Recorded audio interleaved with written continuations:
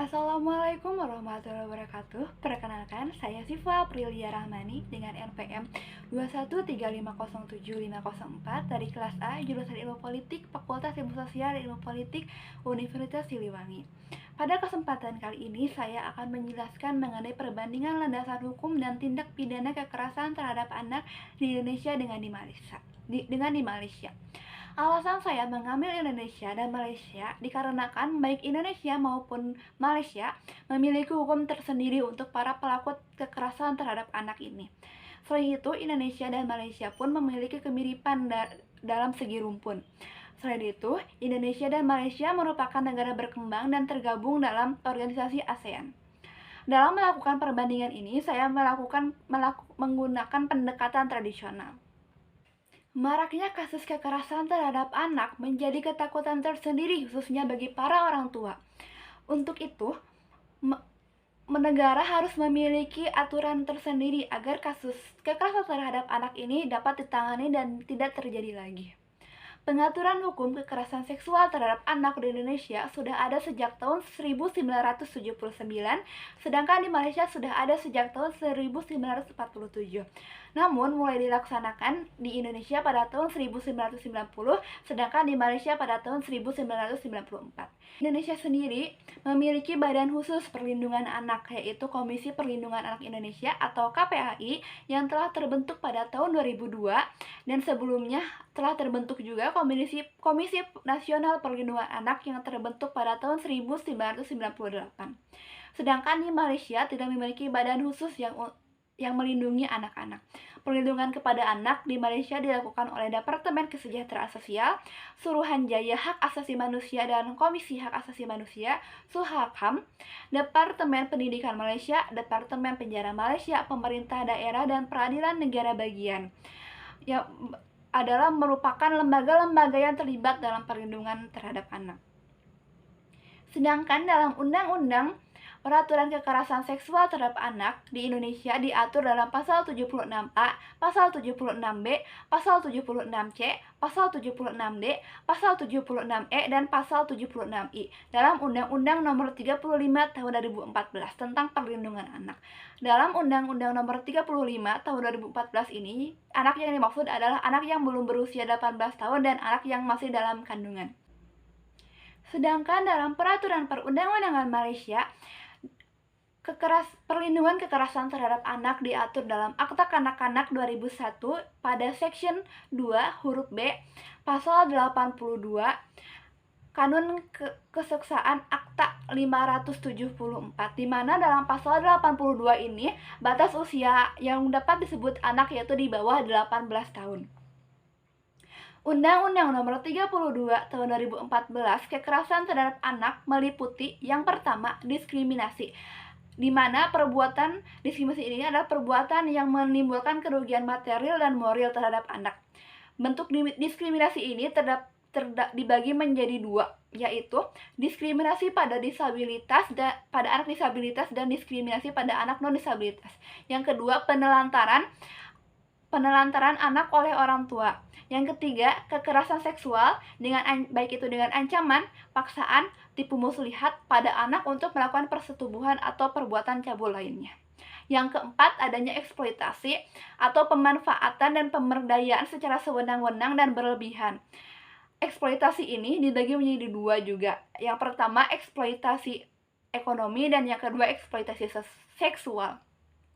Sedangkan dalam Akta Kanak-Kanak 2001 Malaysia, bentuk kekerasan terhadap anak dapat dikategorikan menjadi kekerasan fisik, baik adanya luka substansial terlihat pada tubuh.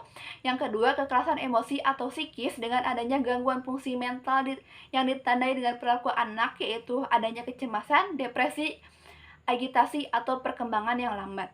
Yang ketiga, kekerasan seksual. Bentuk kekerasan seksual dibagi menjadi dua, yaitu pelecehan seksual dilakukan secara fisik kepada anak-anak, dilakukan secara langsung terhadap anak. Yang kedua adalah pelecehan seksual secara tidak langsung, yaitu melalui eksploitasi pornografi, mengucapkan kata-kata tidak senonoh atau menampilkan alat kelamin kepada anak-anak, dan menunjukkan aktivitas seksual kepada anak dengan foto, video, ataupun media lainnya. Namun, pada pasal-pasal yang tercantum dalam Undang-Undang Nomor 32 Tahun 2014 ini tidak menjelaskan rumusannya dengan jelas dan spesifik. Berbeda dengan Akta Kanak-Kanak 2001 Malaysia, dalam pasal-pasalnya rumusannya tertulis dengan jelas dan spesifik. Pelaku kekerasan seksual terhadap anak yang diatur dalam Undang-Undang Nomor 32 Tahun 2014 dibagi menjadi yaitu orang pada umumnya dan orang tua, bapak, ibu, wali, pengasuh anak, pendidik atau tenaga pendidik. Sedangkan dalam Akta Kanak-Kanak 2001 Malaysia, yang dapat dikategorikan sebagai pelaku kekerasan terhadap anak adalah orang pada umumnya dan orang tua yang termasuk bapak, ibu, dan pengasuh. Pelaku kekerasan seksual diberikan sanksi pidana. Dalam Undang-Undang Nomor 35 Tahun 2014 untuk denda paling rendah adalah 72 juta rupiah dan paling tinggi adalah 5 miliar rupiah. Pada pidana penjara paling rendah 3 tahun 6 bulan dan paling lama 15 tahun. Sedangkan di Malaysia diberlakukan pidana dengan denda 20.000 ringgit Malaysia atau sekitar 70 juta rupiah dan pidana penjara paling lama 10 tahun. Sanksi yang diberikan oleh Malaysia ini bisa dikatakan lebih rendah daripada sanksi yang diberlakukan di Indonesia. Maka sanksi yang diberlakukan di Malaysia ini masih menjadi permasalahan di Malaysia karena sanksi yang dijatuhkan terlalu ringan. Maka pada tahun 2017 telah disahkan Undang-Undang Pelanggaran Seksual, yaitu Sexual Offense Against Children Bill 2017, sehingga dari penjelasan di atas dapat disimpulkan bahwa yang pertama, peraturan hukum kekerasan terhadap anak di Indonesia diatur dalam Undang-Undang Nomor 32 Tahun 2014 tentang perlindungan kekerasan terhadap anak, sedangkan di Malaysia diatur dalam Akta Kanak-Kanak Tahun 2001. Yang kedua, anak-anak yang dimaksud adalah anak dari yang masih ada di kandungan sampai yang di bawah usia 18 tahun dalam Undang-Undang Nomor 32 Tahun 2014. Sedangkan dalam Akta Kanak-Kanak 2001, yang dapat dikategorikan sebagai anak adalah yang sebelum umur 18 tahun. Yang ketiga, pelaku kekerasan terhadap anak di Indonesia dapat berupa orang pada umumnya dan orang tua, bapak, ibu, wali, pengasuh anak, pendidik atau tenaga pendidik. Sedangkan di Malaysia, pelaku kekerasan terhadap anak adalah orang pada umumnya dan orang tua, bapak, ibu, dan pengasuh. Yang keempat, sanksi yang diberikan dalam Undang-Undang Nomor 32 Tahun 2014 adalah denda paling rendah 72 juta rupiah dan paling tinggi 5 miliar rupiah. Pada pidana penjara paling rendah 3 tahun 6 bulan dan paling lama 15 tahun. Sedangkan di Malaysia, pidana denda dikenakan sebesar 20.000 ringgit Malaysia atau sekitar 70 juta rupiah dan pidana paling lama 10 tahun.